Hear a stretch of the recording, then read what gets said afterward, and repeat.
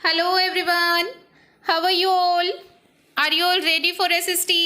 Let's start. Today we are going to learn lesson 12, the Turkish invasion in India. Bharat पर Turkish people द्वारा आक्रमण. We will learn this lesson through question answer. Actually, we have done D part of this lesson in our previous session. So I suggest you all please watch D part of this lesson. Actually, that is the base because I have discussed many important point of this lesson. Okay, so you must watch that. Now here let us start E part. Our first question is how meaning कैसे did Mahmood Ghazni ने कैसे extend meaning बढ़ाया किसको his power अपनी powers को शक्तियों को महमूद गजनी ने अपनी पावर को कैसे बढ़ाया. So let us do here answer. He meaning Mahmud Ghazni, gained meaning प्राप्त किया. क्या प्राप्त किया? कंट्रोल, नियंत्रण. किस पर? अफगानिस्तान एंड खुरासान पर. ही गेन्ड द कंट्रोल, उसने नियंत्रण कर लिया. कहाँ पर? अफगानिस्तान एंड खुरासान पर नियंत्रण कर लिया. इससे भी उसकी पावर एक्सटेंड हुई. ओके. ही प्लंडर्ड मीनिंग लूटा. किसे? नगरकोट, थानेसर, मथुरा एंड कन्नौज को. इतने सारे प्लेसेस को लूटेगा तो इतनी सारी वेल्थ उसके पास आ जाएगी तो पावर तो इंक्रीज होगी ना. इन ऑल हिज 17 इन्वेजन, हमने डी पार्ट में बहुत अच्छे से डिस्कस किया था कि महमूद गजनी ने 17 बार भारत पर आक्रमण किया था और इन 17 इन्वेजन्स में a number of dynasties were conquered by him. Mahmud Ghazni ने बहुत सारी वंशावलीज को कन्क्वेर कर लिया था, जीत लिया था. Clear up to you? उसने टोटल 17 इन्वेजन किए थे. इतने सारे इन्वेजन्स में उसने बहुत सारा पैसा और बहुत सारी वंशावलीज को, भारत के बहुत बड़े पार्ट को कन्क्वेर कर लिया था. In this way he extended his power. इस तरह से उसने अपनी पावर्स को एक्सटेंड किया. हमारा क्वेश्चन भी तो यही था कि उसने पावर्स को एक्सटेंड कैसे किया. हमने रीजंस बताए कि उसने अफगानिस्तान और खुरासान को अपने अंडर कर लिया. He control over Afghanistan and Khurasan. He plundered, उसने लूट की. कहाँ पर? Nagarkot, Thanesar, Mathura and Kannauj and many other places. And we can say कि 17 बार इन्वेजन में उसने बहुत सारी डिनेस्टीज को कन्क्वेर कर लिया था. So clear up to you कि महमूद गजनी ने अपनी पावर को कैसे एक्सटेंड किया. Now let us do next question. Why meaning क्यों. Mahmud Ghazni, why did Mahmud Ghazni decide to attack India. Mahmud Ghazni ने क्यों डिसाइड किया इंडिया पर अटैक करने का. इंडिया पर ही क्यों सोचा? इतनी सारी कंट्रीज हमारे वर्ल्ड में हैं, वो किसी और कंट्री पे भी अटैक कर सकता था बट इंडिया पर ही क्यों? देयर वर मैनी रीजंस, बहुत सारे रीजंस है. लेट अस डू हियर कि क्या कारण थे कि महमूद गजनी ने इंडिया पर ही आक्रमण किया. Let us do. Great wealth of India, Bharat की ग्रेट वेल्थ ने, एनॉर्मस वेल्थ ने अट्रैक्ट किया महमूद गजनी को to attack on India. Clear हुआ फर्स्ट पॉइंट कि भारत के पास बहुत ज़्यादा वेल्थ थी, धन संपदा थी और इसी चीज़ ने अट्रैक्ट किया, आकर्षित किया महमूद गजनी को अटैक करने के लिए क्योंकि उसे वो वेल्थ चाहिए थी अपने गजनी प्लेस को पावरफुल एम्पायर बनाने के लिए. Clear up to you? Great wealth of India attracted him to attack on India. Okay. Now here 2 points. Second point is the frequent wars between Rajputs resulted in political disunity. Frequent wars होते हैं लगातार युद्ध, बार बार युद्ध. किसमें? Between Rajputs. We have learnt about these Rajputs in the small kingdom of North India lesson number 10. Lesson number 10 में हमने north India के small kingdoms learn किए थे. उनमें राजपूत थे. ऑल्दो राजपूत बहुत पावरफुल थे लेकिन इनमें आपसी युद्धों ने इनकी यूनिटी को ख़त्म कर दिया. आपसी युद्धों ने इनकी पॉलिटिकल यूनिटी को ख़त्म कर दिया, पॉलिटिकल डिसयूनिटी स्टार्ट हो गई और वो पॉलिटिकली, इकोनॉमिकली, सोशली सब तरह से स्टार्टेड डिक्लाइन, उनका अंत होना शुरू हो गया इन नॉर्थ इंडिया। और इसी का फ़ायदा उठाया महमूद गजनी ने। महमूद गजनी ने देखा कि नॉर्थ इंडिया में राजपूत शासन कर रहे हैं और उनमें लगातार युद्ध होते रहते हैं और इनके आपसी युद्धों की वजह से इनमें डिसयूनिटी है, मीनिंग इनके ऊपर कोई भी जाके कंट्रोल कर सकता है। तो इसी चीज़ ने अट्रैक्ट किया। This also attract Mahmud to attack on India. Clear up to you. 2 points हमने यहाँ पर किए हैं कि महमूद गजनी ने क्यों डिसाइड किया इंडिया पर अटैक करने का। Let us revise it. Number 1 point is great wealth of India. India की ग्रेट वेल्थ ने महमूद गजनी को अट्रैक्ट किया। नंबर 2, राजपूत्स के बीच में फ्रीक्वेंट वॉर्स चल रही थी, लगातार युद्ध चल रहे थे, जिसकी वजह से उनकी पावर्स डिक्लाइन हो रही थी, अंत हो रहा था उनकी पावर्स का, उनमें पॉलिटिकल डिसयूनिटी हो गई थी और जिसका फ़ायदा उठाया महमूद गजनी ने भारत पर अटैक करके। Clear up to you. Now let us know second third question. Narrate meaning बताइए। द मेन इफेक्ट्स मीनिंग मुख्य प्रभाव ऑफ इन्वेजन आक्रमणों के ऑफ महमूद गजनी। महमूद गजनी ने इंडिया पर जितने भी आक्रमण किए उसका क्या प्रभाव पड़ा। अभी तक हमने जो लर्न किया डी पार्ट में और ई पार्ट के 2 क्वेश्चंस में कि महमूद गजनी ने इंडिया पर बहुत बार आक्रमण किया। इस क्वेश्चन में हम लर्न करने वाले हैं कि उन आक्रमणों के बाद भारत पर क्या प्रभाव पड़ा। Main effects of invasion. Late us no कि क्या प्रभाव पड़ा। मैनी मुस्लिम्स वर अट्रैक्टेड। बहुत सारे मुस्लिम इंडिया की तरफ अट्रैक्ट हुए। किस लिए? फॉर ट्रेड इंटरेस्ट, भारत में व्यापार करने की इच्छा से बहुत से मुस्लिम आकर यहाँ पर सेट हो गए, क्योंकि उन्हें पता चला कि India is a wealthy country, enormous wealth है इंडिया के पास, और इसी से वो अट्रैक्ट हुए। ओके, तो ये इन्वेजन का ही इफेक्ट था कि मुस्लिम्स का इंडिया में आना शुरू हो गया। ओके, एंड हियर नंबर 2 कि उन इन्वेजन्स की वजह से exposed the weakness of Indian rulers. Indian rulers की वीकनेस एक्सपोज हो गई। कौन सी वीकनेस? कि ये इंडियन रूलर्स आपस में झगड़ते रहते हैं, इनमें कॉन्टिन्यूस वॉर्स चलती रहती हैं और इन वॉर्स की वजह से इनमें डिसयूनिटी क्रिएट हो गई है। यही वीकनेस खुल के दुनिया के सामने आ गई और ये किस वजह से आई? इन्वेजन्स की वजह से। क्योंकि टर्क्स महमूद गजनी बार बार इन्वेड करता था और जीत जाता था। इससे क्या पता चला कि इंडियन रूलर्स पावरफुल नहीं है, वीक है। एंड पेव्ड द वे, और इन्हीं इन्वेजन्स ने ही रास्ता बना दिया for establishment of Muslim rule in India. India में मुस्लिम रूल के लिए, मुस्लिम रूल की स्थापना के लिए पेव्ड द वे मीनिंग रास्ता बनाया। Clear up to you. आक्रमणों के कारण ही हमारे इंडिया में मुस्लिम रूल की स्थापना हुई। Okay, and number 3 here, Mahmud's destruction of valuable and artistic temples and idols.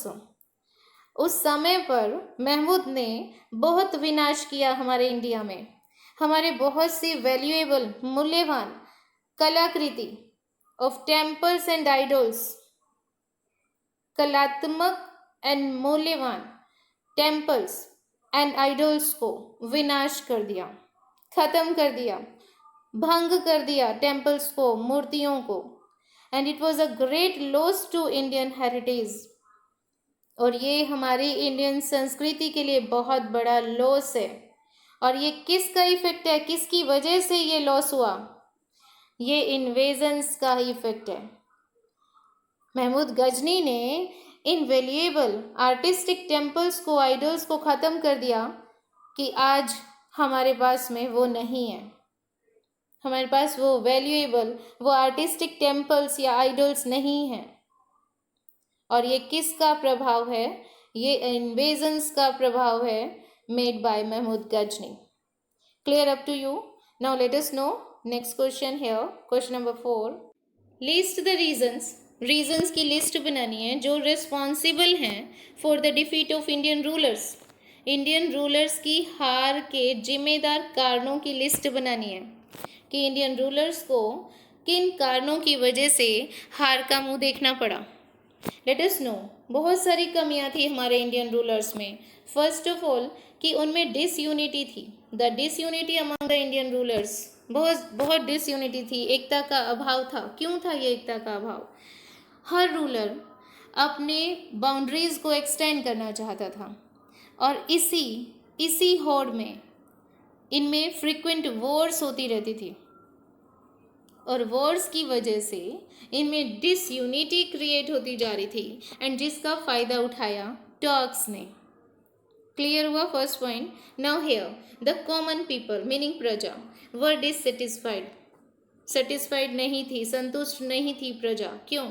As they had no contact with the ruler. क्योंकि रूलर के साथ उनका डायरेक्ट कॉन्टेक्ट नहीं था. अब रूलर जब तक अपने पीपल से नहीं मिलेगा उसे पीपल की प्रॉब्लम कैसे पता लगेगी? पीपल की प्रॉब्लम नहीं पता लगेगी तो उसका सॉल्यूशन कैसे होगा? तो मीनिंग पीपल की प्रॉब्लम्स का कोई सॉल्यूशन नहीं था. मीनिंग पीपल डिससेटिस्फाइड थी. Clear? Now here third point. Some Rajput rulers ने हेल्प की टर्क्स की हेल्प की against their own country.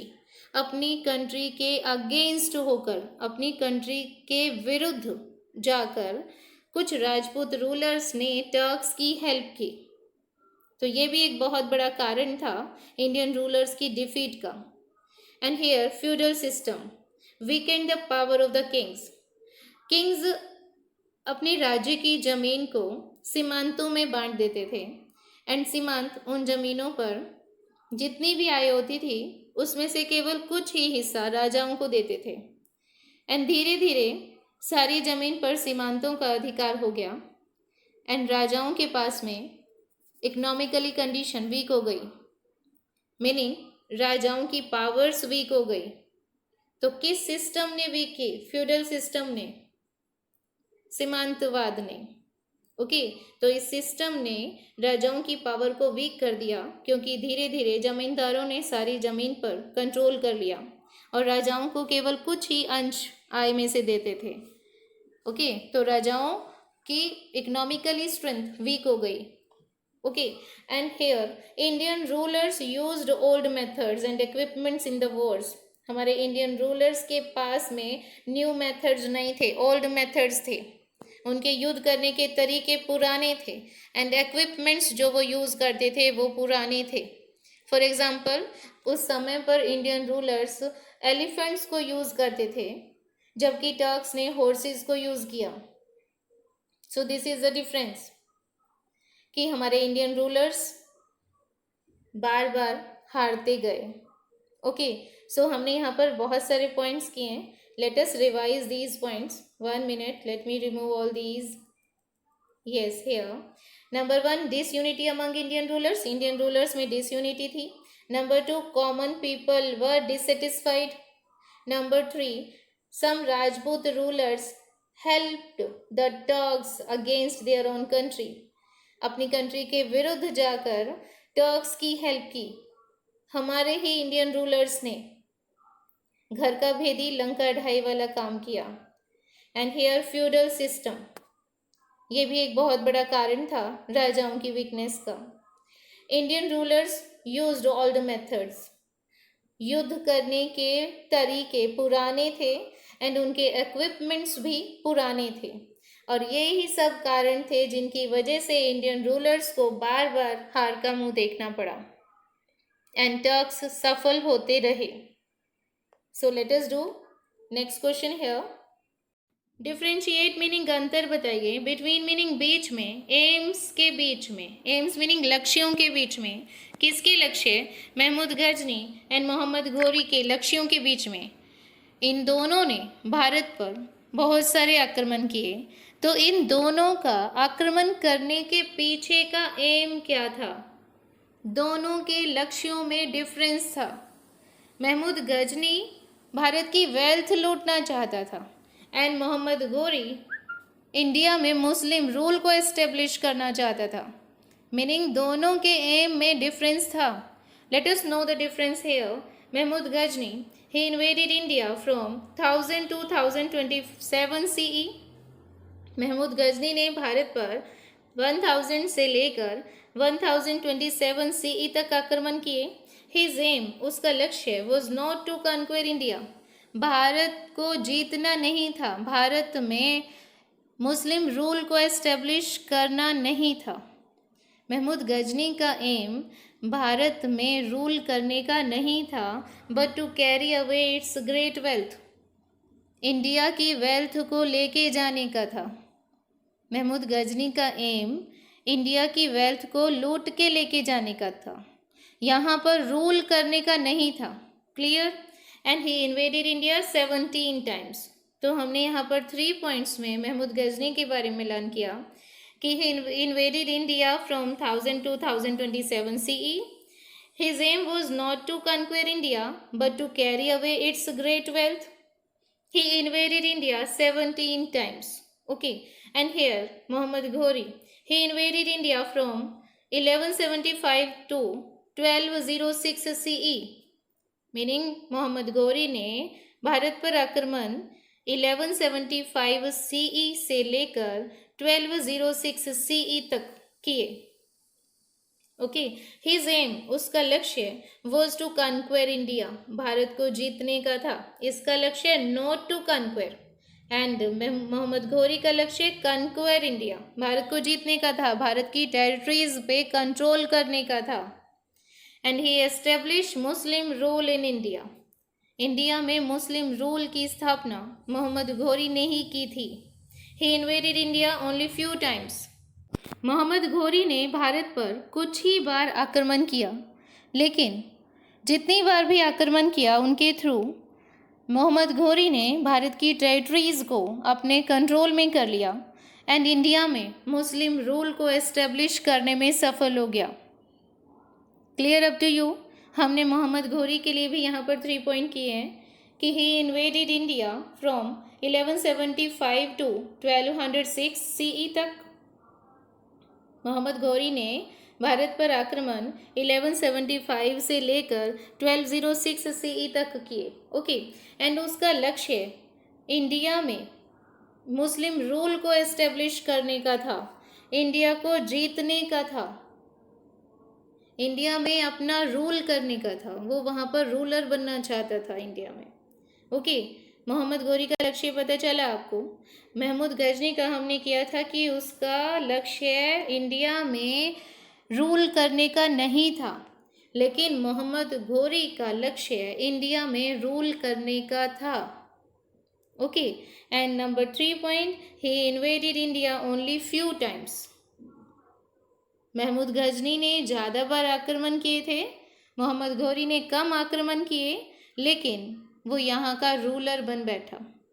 Clear up to you? So here we have done E part of lesson 12, the Turkish invasion in India. So bye bye for this session. Bye bye.